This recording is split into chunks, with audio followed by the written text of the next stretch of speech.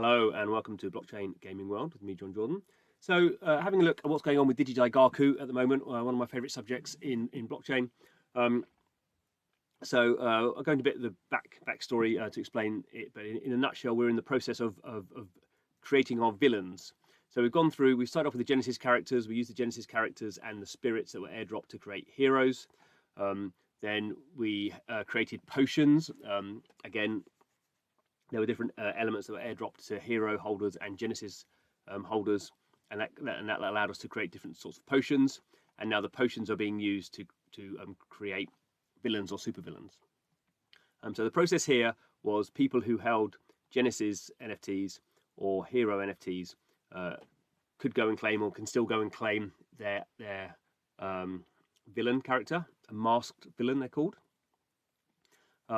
And there was also availability through an airdrop for these masked villains. So we can have a quick look at what they look like in terms of. So all this is NFTs on the Ethereum blockchain. So this is just the artwork. This is what these guys look like. So they're just generic at the moment because they're masked. So the process that we're going through here is unmasking our villains, which basically means you're taking a sort of generic NFT and you're combining it with these potions, which are all sort of unique. And then you're creating a certain type of villain, and there's lots of different sort of variations and different sort of weapons they can hold and different calligraphy and all this sort of stuff. Because what you're doing is you're combining this sort of generic NFT with a potion. So the majority of these are super potions. You can see all of these are different, fairly expensive assets, and these have been created through a fairly complicated process of burning different types of NFT spirits. And there's a whole game theory, as there is with a lot of DigiDaigaku. As the process goes on, there's more and more sort of game theory. There's more and more choices involved of what you want to do, which is sort of one of the interesting sort of elements of the sort of meta elements. So obviously combining these is going to result in sort of a variation of villains, and we have this sort of the super villain potions, and also a few villain potions. So these are also unique, but they're creating a lower level of villains. What's interesting here is there's not very many of these. So without getting into all the detail, most people are basically, if you followed the sort of the rules and you had all the assets, you created a super villain potion. And if you sort of didn't create the rule, if you weren't sort of in the process from the beginning, or you sold some of your assets, or you bought in at certain points, it's very hard to create the super potions. You had to effectively, you got one of these sort of more common potions, but you can see here there's a pretty small number, only 87 of those, compared to the super villain potions, 227. So a very small percentage of people sort of aren't following they're not the rules, but the sort of the best practice, I suppose, of getting the rarest characters. So it's all sort of fascinating. So the process of unmasking the characters takes a week. So at the moment, you are basically taking your so you can take just your masked villain, so just that NFT, and put that into a quest, and in a week's time you'll get a villain, an unmasked villain. You can combine a masked villain NFT with a villain potion and create a rarer villain, or you can take on the quest. You can take your super villain potion with your masked villain, and then you'll unmask a super villain. And there's, I think, 4 or 5 different rarities of those, and they're all different. So that's what's going on.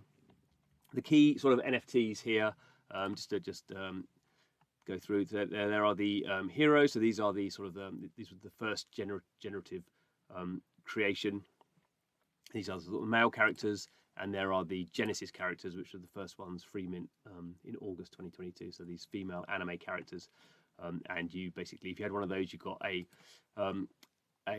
spirit airdropped to you. So let's see, find the spirits.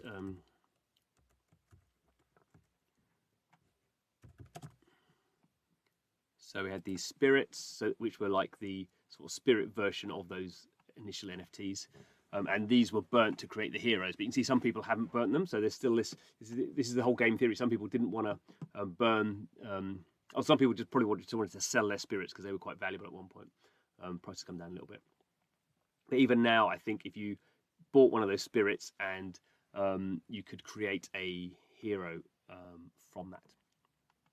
So we have all this sort of optionality where people, if they follow the sort of the rules or the best practice, they sort of have the opportunity to get the sort of rarest stuff. But obviously, at any one point, people can sell out sell their NFTs, or keep their Genesis and sell some of these sort of secondary assets that are used to make some of the other primary assets. And it'll, there's spirits, and then there was these dark spirits.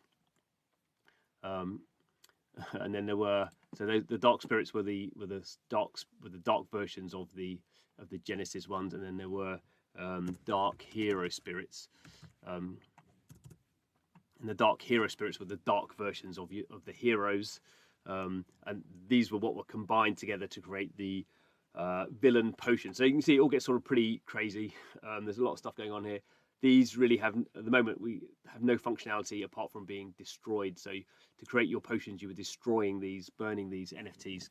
And obviously, some people might want to collect these for whatever reason. And if you were, because if you had a lot of these, you might just be a collector and thought it might be interesting to sort of collect some of these. What are sort of, let's say, secondary sort of assets. And then we have the whole sort of thing going on with the potions at the moment. And then we're going to have, at some point, we're going to have a whole bunch of unmasked villains. So at that point, we'll have Genesis characters, we'll have hero characters, and we'll have villain characters. They will be the primary characters. And then there's going to be a further mint at the end of February, which is the dragons. That's going to be a totally separate whitelist mint as part of the big sort of Super Bowl advert that DigiDaigaku are running. So in the middle of the Super Bowl, there'll be one of those adverts that have QR codes in it, and people can mint from that. You can actually sign up now via the DigiDaigaku website to get on that. Potentially to get on that whitelist, you have to basically sign in with your wallet and do some stuff on Twitter, and you might be, I imagine, might be in with a chance. Probably not. I imagine it's going to be quite oversubscribed. But the one interesting thing is as every one of these sort of mints happens, then more NFTs are being created. So sort of 2021 or 2 for the Genesis ones. Similar, that was the maximum of what could be for the heroes because there was a one-to-one airdrop there. And then we've had, I don't know how many of the villains there are going to be. At the moment, we have about 6,000. I don't know how big the whitelist was that's sort of additional to this. So there's, I'd say about 6,000 and then 10,000 for the dragons. And we can actually see this. I've sort of tried to mess around with some numbers here. So these are all the assets that are in DigiDaigaku, and this is like the total supply, question mark about, I'm not sure how many masked villain assets there are. But we can see here, this is like the total supply. And obviously for some of these, so there were 2021 Genesis NFTs. So there was a maximum of 2021 heroes to be created, but only 1,900-ish were created. So 94% of the possible heroes to be created were created. And obviously, so you sort of get this sort of dilution effect because not so many heroes were created. Then not so many of these dark hero spirits were created. So yeah, every time there's a choice in the process, either some people don't do it, or some people have lost access to their wallet already and can't do it, or they're just they're not interested. That they just want to they're not interested in messing around with this sort of stuff. So they're just like, fine, I'll just sit there with my Genesis character. So we can sort of get some idea of the percentages of the people of the owners who are opting into these sort of things. Bit difficult with the super. Yeah. So the where do we have the? I haven't got it in here. Yeah. So the villain potions. There's only 87 of those. Probably super villain potions. There was a maximum of 4,044, really, I suppose, or 4,042. So you can see they start off with 100% of Genesis. We're down to 94% of heroes. Only 57% of the possible super villain potions were created because of the way that every time you do something, you're sort of leaking out a bit of stuff. But what's interesting here is total supply. We've gone from 2,000, and for dragons, we're going to go to 10,000. Still not a lot in the big scheme of things. I think DigiDaigaku is a project, given the background of the team, that they will want to have, at the end of how many years they want to have millions of people playing this game. I mean, they're very good on marketing, and marketing is what they do. And the fact that I'm going through all this sort of stuff suggests The marketing is sort of working, I suppose. But it is sort of a fascinating sort of game theory, because you couldn't do this without blockchain. So this is very much driven by blockchain and very much driven by how these sort of communities sort of coalesce. And obviously the fact that the Genesis, so the floor price for these at the moment is $18,000. It's been higher, been a lot higher actually. It's been lower. So these things are volatile. But it's a very interesting way in which community is being driven by this sort of marketing, game theory, the idea of there's going to be a super game at some point down the line, and obviously money, financial value sort of weaved into that tapestry as well. So anyway, that's what's going on. I'll definitely be keeping an eye on what's going on with this villain unmasking, and when we start to see, say in a week's time, it'll be it won't be an immediate process, because people will have been going through this quest in different stages. But when we start to see these villains being unmasked, that's always exciting to see NFTs being revealed. So, and obviously that will be to degree what the artwork looks like, and then also what the pricing looks like. So please subscribe to the channel. Keep it here. Thanks for watching. See you again soon.